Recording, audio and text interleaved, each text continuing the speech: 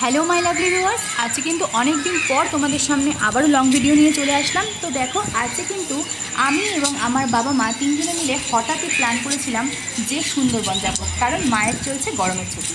তো সেই কারণেই কিন্তু যেমন ভাবনা তেমনি কাজ, চলে গেলাম সুন্দরবনের উদ্দেশ্যে। তো এখন সকাল 4:50 বাজে এবং আমি কিন্তু অশোকনগর স্টেশনে দাঁড়িয়ে সেখান থেকে ট্রেন ধরে চলে এসেছি শিয়ালদাতে। শুধুমাত্র যে আমরা একাই যাচ্ছি এরকম নয়, আমাদের সঙ্গে কিন্তু আমাদেরই পরিচিত কিছু আরও কাকু কাকিমা এবং তাদের ছাউপনারা রয়েছে। তো তাদের সঙ্গে শিয়ালদায় পৌঁছে সেখান থেকে আবারও সাউথে ট্রেন ধরে একেবারে চলে গেলাম ক্যানিংয়ে, মানে অবশ্যই চলে গেলাম ক্যানিংয়ে। তো দেখো, ক্যানিং যেতে যেতে কিন্তু আশেপাশের যে সুন্দর প্রাকৃতিক দৃশ্য দেখলাম, সেটা কিন্তু সত্যিই চোখে এবং মনকে সকাল সকাল ভালো করে দিল। কিন্তু তার সাথে যেটা প্যাচপ্যাচে সেটা হচ্ছে এই গরম। আজকে কিন্তু অস্বাভাবিক গরম, এটাই যে অস্বস্তিকর, আর কিছুই না। তো তারপরে কিন্তু ক্যানিংয়ে নেমে সেখান থেকে আমরা কিন্তু অটোতে উঠে গেলাম। আর আমরা যে ট্যুর ট্রাভেলসের সঙ্গে যোগাযোগ করেছিলাম সেটা হচ্ছে সাগর সঙ্গম ট্যুর ট্রাভেলস। তো তোমরা চাইলে যদি কেউ এখানে আসো, তো অবশ্যই এখানে এই ট্যুর ট্রাভেলসের সঙ্গে তোমরা যোগাযোগ করে আসতে পারো। তো সেখান থেকে কিন্তু আমরা অটোতে উঠে গেলাম এবং সেখান থেকে মাতলা নদীর হাওয়া খেতে খেতে, তার সঙ্গে প্রাকৃতিক সৌন্দর্য এবং প্রাকৃতিক যে আশেপাশের জায়গা বাসা রয়েছে সেগুলো দেখতে দেখতে কিন্তু আমরা পৌঁছে গেলাম সোনাখালি।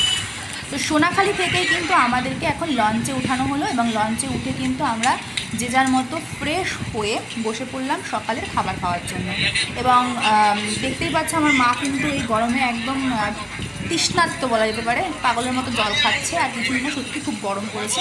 তো সেই কারণে সকালে টিফিনটা নিয়ে নিলাম। সকালে লুচি, আলুর দম আর একটা করে রসগোল্লা। তো সেটা খেয়ে তারপরে কিন্তু মনের সুখে লঞ্চে বসে হাওয়া খেতে খেতে এবং দুই পাশের প্রাকৃতিক সৌন্দর্য দেখতে দেখতে আমরা কিন্তু ধীরে ধীরে একটার পর একটা নদী পেরিয়ে যাচ্ছিলাম।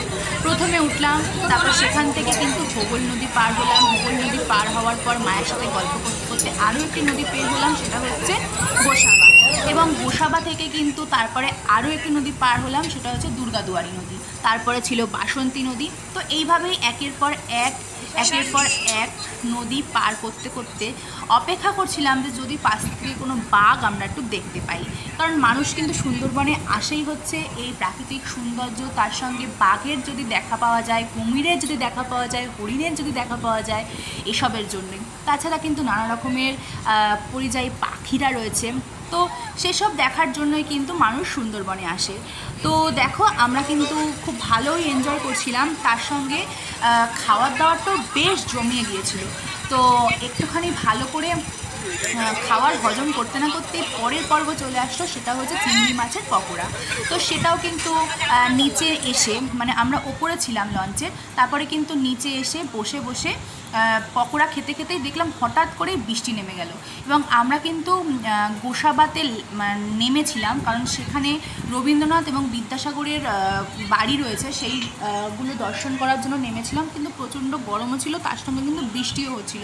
তো ওয়েদারটা একটু ভ্যাপসাই ছিল বলা যেতে পারে। তার সঙ্গে একটা কি বলবো, রোদ বৃষ্টি মিলিয়ে বুঝতেই পারছো একটা বিদিকিচ্ছিরি কাণ্ড। তো যাই হোক, গোসাবাতে নেমে তারপরে কিন্তু আমরা এই যে বিদ্যাসাগরের বাড়িতে চলে আসলাম। তো এখানে দেখতেই পাচ্ছ বিদ্যাসাগরের বাড়িটা তো ঢোকা যাচ্ছে না, কিন্তু বাইরে থেকে দেখা যাচ্ছে। তো বিদ্যাসাগর সকলেরই আমাদের প্রিয়। উনি আমাদের শিক্ষাক্ষেত্রে প্রচুর প্রচুর প্রচুর উন্নতি করেছিল, তাছাড়া বহু ওনার অবদান রয়েছে। তো তারপরে কিন্তু আমরা সেখান থেকে চলে গেলাম রবীন্দ্রনাথের বাড়ি দেখতে। আর দেখতেই পাচ্ছ কত পর্যটক এসেছে, কিন্তু খুবই রোদের তাপ, এই বৃষ্টি এই রোদ। তবে কী বলো তো, ঘোরার সময় কিন্তু এগুলো মাথা থাকে না যে কখন বৃষ্টি হচ্ছে, কখন রোদ উঠছে। ঘোরার সময় অনলি ঘোরা, মজা এবং সাইট সিন দেখা, যে এখানে ঘুরতে ছিল সেইটা সম্পর্কে জানা, এটাই হচ্ছে মেইন। তো তারপরে কিন্তু রবীন্দ্রনাথের বাড়িটা দেখলাম। আমি যদিও বা বাইরে থেকে দেখেছি, যদিও শরীরটা ভালো লাগছে না বলে ভেতরে আর ঢুকিনি। তারপরে আবারও লঞ্চে উঠে পড়লাম এবং সেখান থেকে আবারও লঞ্চ ছেড়ে দিল এবং ধীরে ধীরে আমরা আরও এগিয়ে যেতে লাগলাম এবং এগোতে এগোতে এগোতে অবশেষে গিয়ে পৌঁছলাম হচ্ছে পাখিরালয়তে। তো দেখো, আশেপাশের যে সৌন্দর্য সেটা তোমাদেরকে বারবার করে দেখাচ্ছি, বলার কিছু নেই যে এত সুন্দর দৃশ্য মনকে ছুঁয়ে যায়। তো তারপরে কিন্তু লাঞ্চ টাইম চলে আসলো। লাঞ্চে কিন্তু দুর্দান্ত খাওয়া দাওয়া ছিল। তো লাঞ্চে যে খাওয়া দাওয়া ছিল সেটা হচ্ছে সাদা ভাত, তার সাথে ছিল লেবু, তারপরে দিয়েছিল মাছের মাথা দিয়ে মুগ ডাল, তারপরে ছিল ইলিশ মাছের মাথা দিয়ে পুঁই শাক, তারপরে ছিল হচ্ছে ভেটকি পাতুরি, আর ছিল হচ্ছে ইলিশ মাছ ভাপা, চাটনি, পাঁপড়। পাঁপড়, এবং খাওয়ার পরে কিন্তু আমাদের দিয়েছিল হচ্ছে একটা করে কোল্ড ড্রিঙ্কস আর দিয়েছিল হচ্ছে একটা করে ফল, আর ফলটা ছিল পেয়ারা। তো দেখো সেই ফল খেতে খেতে কোল্ড ড্রিঙ্কস খেতে খেতে আবারও সুন্দর প্রাকৃতিক দৃশ্য দেখতে দেখতে আমরা আরও এগিয়ে যেতে লাগলাম নদী পেরিয়ে। তো এখানে কিন্তু নদী আর নদী, তার পাশে রয়েছে হচ্ছে অগাধ অগাধ অগাধ বাঁধ। যদিও বা এখানকার মানুষের কিন্তু অনেক অসুবিধা হয় যখন এই বাঁধগুলো ভেঙে পড়ে, সেটা আমরা খবরেই দেখতে পাই। কিন্তু সত্যি কথা বলতে গেলে সরকারও কিন্তু অনেক উন্নত করেছে এখন এই জায়গাটাকে। তো দেখো এই বলতে বলতেই কিন্তু আমরা আমাদের হোটেলে এসে পৌঁছালাম, এবং আমাদের হোটেলের নাম হচ্ছে সোনার বাংলা। সত্যি হোটেলটা কিন্তু খুব পরিষ্কার। তোমাদেরকে আমার রুমটা দেখিয়ে দেবো। দেখতেই পাচ্ছ আমি যে উঠছি সেখানে কিন্তু কোথাও কোনো নোংরা নেই, এবং প্রথম ধাপ ওঠার পরে কিন্তু ছোট্ট একটা ঠাকুরের মূর্তি রয়েছে।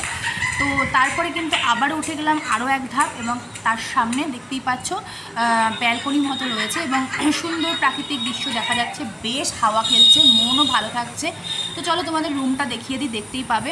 তো দেখো এই যে আমাদের রুম, 2 সাইড বেড রয়েছে, মানে এটা ডবল বেডের রুম, এবং তার সাথে এসিও রয়েছে, এবং খুবই পরিষ্কার, বলার মতো কিছুই নেই। সত্যি আমি খুব প্লিজড এই হোটেলে এসে। তো তারপরে কিন্তু ভালো করে ফ্রেশ হয়ে স্নান করে নিয়ে তোমাদের সামনে চলে আসলাম। তো আজকের মতো সুন্দরবনের ট্রিপটা এটুকুই ছিল, তোমাদের সঙ্গে ফার্স্ট ডেটা শেয়ার করলাম। দেখা হচ্ছে পরের ডেতে, তাদের জন্য take care and bye by.